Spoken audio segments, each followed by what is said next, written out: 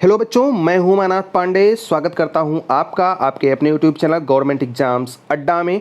बच्चों, मैं अपने बारे में बता दूं कि मैं एक सीबीएसई एफिलिएटेड स्कूल में बायोलॉजी लेक्चरर हूं और यहां आपको इन्फॉर्मेशन देने वाला हूं क्लास 10th के कैंसिल हुए एग्ज़ाम के ऑब्जेक्टिव क्राइटेरिया के बारे में। जो सीबीएसई की नोटिस आई है उसकी मीनिंग क्या है, क्या क्या बातें इसमें बताई गई हैं, आपका रिज़ल्ट कैसे बनेगा, कब डिक्लेयर होगा, रिज़ल्ट बनाएगा कौन कौन, रिज़ल्ट में कोई दिक्कत हो जाती है तो क्या होगा, कितने मार्क्स मिलेंगे, इंटरनल असेसमेंट क्या दोबारा होगा, कौन सी कॉपी आपकी सीबीएसई को जाएगी। तो पूरी बातें डिटेल में आप यहाँ समझेंगे और जान लेंगे ताकि कोई कन्फ्यूजन ना हो। अगर आप किसी सीबीएसई बोर्ड के स्कूल में पढ़ा रहे हैं या आप गार्जियन हैं, आपको जिज्ञासा है इस नोटिस के बारे में, तो भी आप इस वीडियो को पूरा देखिएगा। रात के बज रहे हैं 11 और मैं एक्सप्लेन कर रहा हूं आपको ये नोटिस ताकि हर कोई इसे अच्छे से समझ ले। तो दोस्तों, नोटिस को एक्सप्लेन करने से पहले हम आपको बता देते हैं कि शेड्यूल क्या है, कब कब क्या क्या होना है। तो बच्चों, इसके लिए एक कमेटी बनाई जाएगी स्कूल के प्रिंसिपल के द्वारा। वो ये डिसाइड करेंगे कि रिज़ल्ट कौन कौन बनाएगा।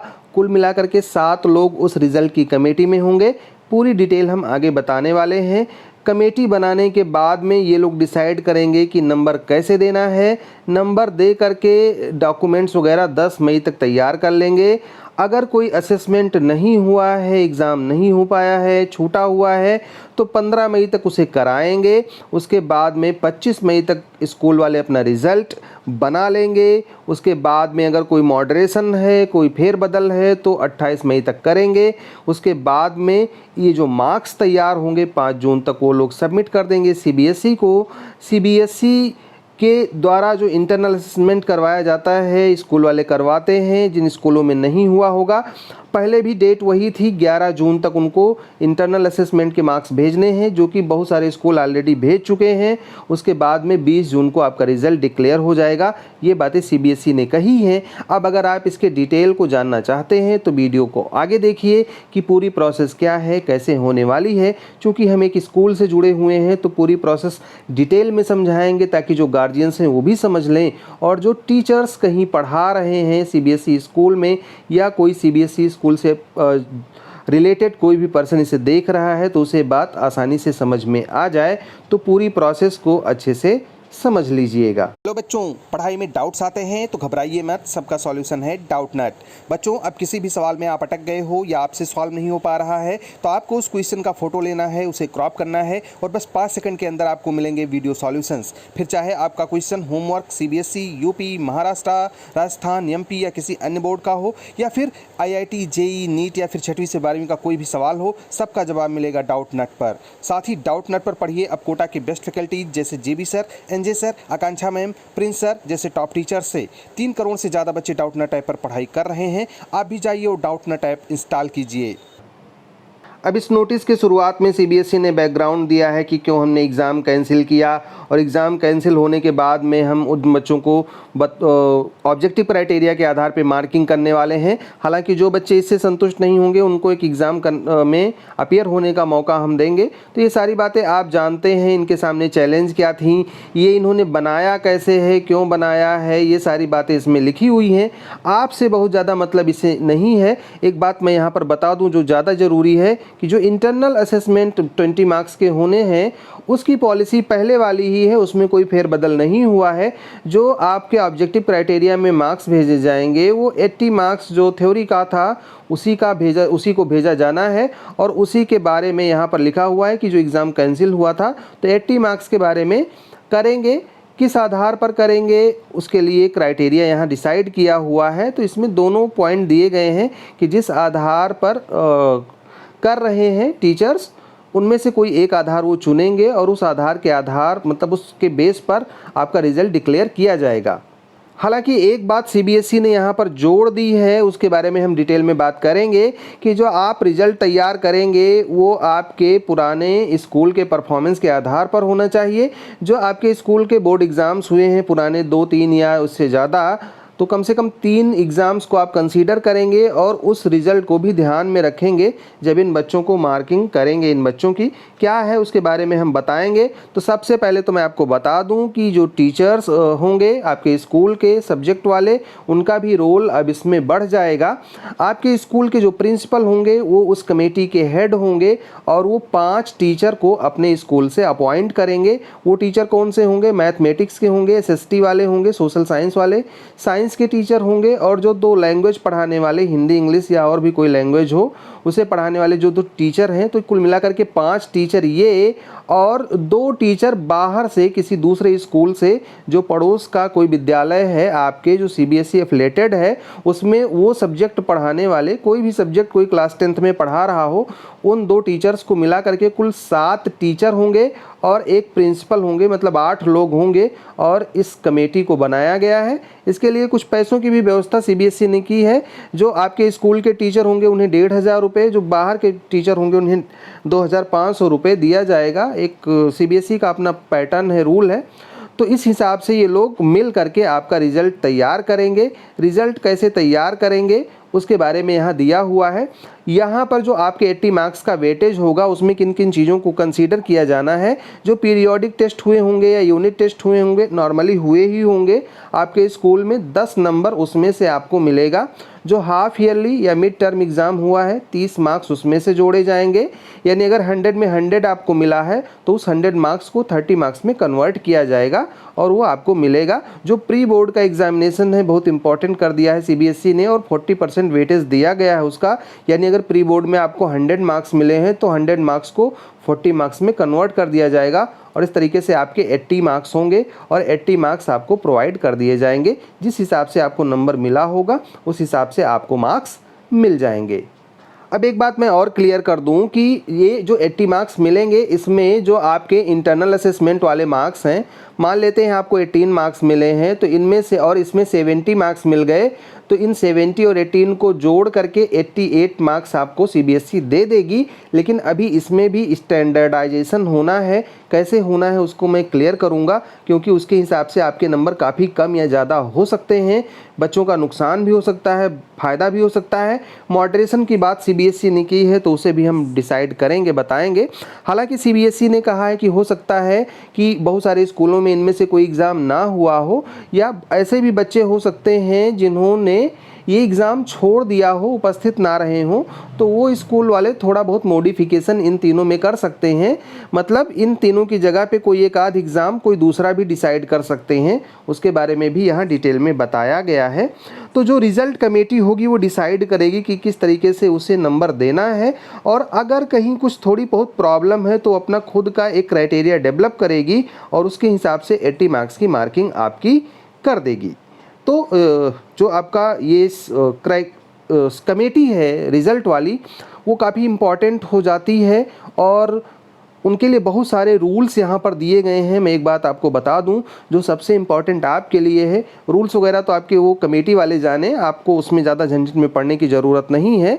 कमेटी और प्रिंसिपल ये सब डिसाइड कर लेंगे। एक जो असेसमेंट स्टैंडर्डाइजेशन है, मतलब ये सीबीएसई ने कहा है कि आप इतने नंबर ना दे दें बच्चों को जिनका कोई मतलब ना हो। अगर आपके स्कूल में पिछले 3 सालों से बोर्ड एग्ज़ाम हो रहा है तो उनका एवरेज आपको निकालना है। इसमें सीबीएसई ने एग्जाम्पल दे करके बताया है कि मान लिया किसी एग्ज़ाम में 72% था, किसी में 74 था, किसी में 71 था, तो इसमें से आपको जो सबसे बेस्ट रिज़ल्ट रहा हो उसी के ईयर को, जैसे 18-19 में 74 था तो उसी को आपको बना लेना है रेफरेंस ईयर और उसी के आधार पे मार्किंग करनी है। इसी में थोड़ा कम या ज़्यादा नंबर आपको मिला के देने हैं। मतलब अगर 74 थे तो 74 के आसपास ही आपके नंबर रहने चाहिए। ये नहीं कि सबको उठा करके 100% दे दिया आपने एक तरफ से। तो इसके बारे में भी सीबीएसई वाले डिसाइड करे हैं और यहाँ पर साफ साफ लिखा हुआ है कि जो सब्जेक्ट वाइज मार्क्स होंगे स्कूल के वो +-2 मार्क्स होंगे जो आपका रेफरेंस ईयर होगा उसके हिसाब से। मान लिया तीनों साल में जो ओवरऑल मार्क्स गया है 82 गया है तो इसमें 82 में 2 नंबर बढ़ा सकते हैं या 2 नंबर घटा सकते हैं, यानी 80 से 84 के बीच में आपकी मार्किंग उस सब्जेक्ट में रहने वाली है। हो सकता है कि किसी भी स्कूल में 2 ही साल का हुआ हो या 2 साल से कम का हुआ हो, तो उनके लिए भी यहाँ पर दिया हुआ है कि वो लोग अपना रिज़ल्ट कैसे बनाएंगे।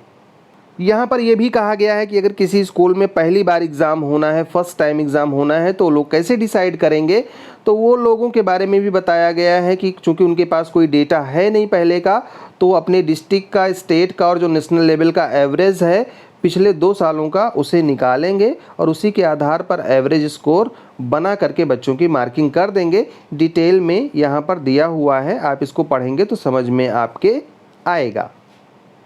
सीबीएसई ने रिज़ल्ट कमेटी को थोड़ी बहुत ढील भी दी है कि अगर वो अपने हिसाब से कुछ चाहते हैं फेर बदल करना तो कर सकते हैं। अगर किसी बच्चे का कोई रिकॉर्ड मौजूद नहीं है तो क्लास 9th के रिकॉर्ड को भी आप कंसीडर कर सकते हैं या प्रोजेक्ट वगैरह कर सकते हैं। अगर आपके यहाँ कोई एग्ज़ाम नहीं हो पाया है तो आप कंडक्ट करवा सकते हैं। तो बहुत सारी छूट दी गई है और इस तरीके से किया गया है कि बच्चों का कोई नुकसान ना होने पाए। अब यहाँ पर जो भी रिकॉर्ड वगैरह आपके होंगे उसको मेंटेन करना है रिज़ल्ट कमेटी को। उसके बाद में आपका वेरिफिकेशन करना है। वेरिफिकेशन के बाद में अगर कहीं कोई प्रॉब्लम होती है तो सीबीएसई से वो लोग संपर्क करेंगे। उसके बाद में आपका डेटा अपलोड हो जाएगा। ऐसे बच्चे जो अपीयर नहीं हो पाए हैं इंटरनल असेसमेंट में, उनको मौका दिया जा सकता है, ऑनलाइन या ऑफलाइन असेसमेंट उनका करवाया जा सकता है और उस आधार पे उनकी मार्किंग की जा सकती है। तो यहाँ पर ऐसे ही बच्चों के बारे में दिया गया है जहाँ पे 5 से ज़्यादा सब्जेक्ट हैं, वहाँ पे 6वें सब्जेक्ट का भी डिक्लेयर होगा, उसी आधार पर कर लेंगे। सीबीएसई ने कहा है कि हम ग्रेस मार्क्स भी देंगे बच्चों को, जो रिज़ल्ट बना के भेजा जाएगा स्कूल से। अगर बच्चों को ज़रूरत पड़ती है पास होने के लिए तो उसमें सीबीएसई ग्रेस मार्क्स भी देगी। उसके बाद में अगर बच्चे ग्रेस मार्क्स पाने के बाद भी पास नहीं हो पाते हैं तो उनको कंपार्टमेंट या इसेंशियल रिपीट कैटेगरी में रखा जाएगा। यानी इस साल भी कुछ ऐसे बच्चे हो सकते हैं कि अगर स्कूल ने उनको फेल करके भेजा है उन बच्चों को, तो फेल होने की वजह से उनका भी कंपार्टमेंट या इसेंशियल रिपीट आ सकता है। तो उसके बाद में जो कंपार्टमेंट एग्ज़ाम होंगे तो रिज़ल्ट डिक्लेयर होने के बाद में साफ साफ सीबीएसई ने कहा है कि रिज़ल्ट डिक्लेयर होने के बाद में ऑफलाइन या ऑनलाइन कंपार्टमेंट एग्ज़ाम कंडक्ट करवाया जाएगा, जो कि ऑब्जेक्टिव नेचर का होगा। ऑब्जेक्टिव टाइप के क्वेश्चंस होंगे और वो सैम्पल क्वेश्चन पेपर पर बेस्ड होंगे। उसके बाद में खुद से उसका असेसमेंट करके स्कूल वाले खुद से कंडक्ट करवाएंगे, स्कूल वाले खुद से उसके मार्क्स अपलोड करेंगे और सीबीएसई उसका रिज़ल्ट डिक्लेयर कर देगी। मतलब अगले साल का जो कंपार्टमेंट एग्ज़ाम होगा बहुत ही इजी होने वाला है। बच्चे अगर चाहें तो क्लास 11th में एडमिशन ले सकते हैं, सीबीएसई ने साफ साफ कह दिया है। तो बच्चों अगर आप भी एडमिशन कराना चाह रहे हैं तो करा लीजिए। इस साल कोई मार्क्स का वेरिफिकेशन या फ़ोटो कॉपी वगैरह आपको सीबीएसई की तरफ से नहीं मिलेगी, क्योंकि सीबीएसई ने बता दिया है कि इस साल ये स्कूल वाले कर रहे हैं, तो ऐसा कुछ भी होने वाला नहीं है। हमारे प्राइवेट इम्प्रूवमेंट कंपार्टमेंट वाले बच्चे वेट कर रहे होंगे कि हमारे बारे में सर ने कुछ अभी नहीं बताया। बच्चों लास्ट में यहाँ पर सीबीएसई ने क्लियर किया है कि जो प्राइवेट बच्चे हैं, पत्राचार वाले हैं या सेकेंड चांस कंपार्टमेंट वाले हैं, कंपार्टमेंट 2 वाले बच्चे हैं, इनके बारे में जो स्कीम ऑफ असेसमेंट है ये अभी जल्द ही हम अनाउंस करेंगे। अभी हमने बनाया नहीं है। यहाँ पर हालांकि इन्होंने इम्प्रूवमेंट वाले बच्चों की कोई बात नहीं की है, लेकिन जब इन बच्चों का आएगा तो इम्प्रूवमेंट वाले बच्चों का भी उसमें इंक्लूड होगा। आपको परेशान होने की ज़रूरत नहीं है बच्चों।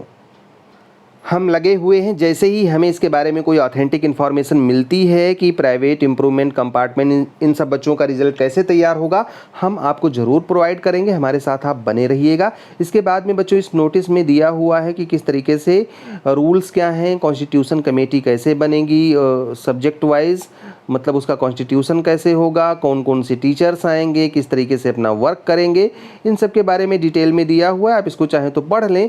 स्कूल के लिए किस तरीके से डॉक्यूमेंट्स प्रिपेयर करने हैं, क्या क्या भर के भेजना है, ये सारे फॉर्मेट यहाँ पर दिए हुए हैं। तो इसकी ज़रूरत आपको नहीं, स्कूल वाले जानते हैं कि उनको ये सब कैसे भरना है, किस तरीके से मार्किंग होनी है, उसके बारे में यहाँ पर डिटेल में दिया हुआ है। इसके बारे में डिटेल में मैं वीडियो बना करके आपको एक समझाऊँगा, जिसमें मैं स्कूल वालों के लिए वीडियो बनाऊँगा कि किस तरीके से स्कूल वाले अपना रिजल्ट तैयार करेंगे। तो बच्चों के लिए फ़िलहाल यही इन्फॉर्मेशन है कि आपके रिजल्ट की प्रोसेसिंग 5 से शुरू हो जाएगी।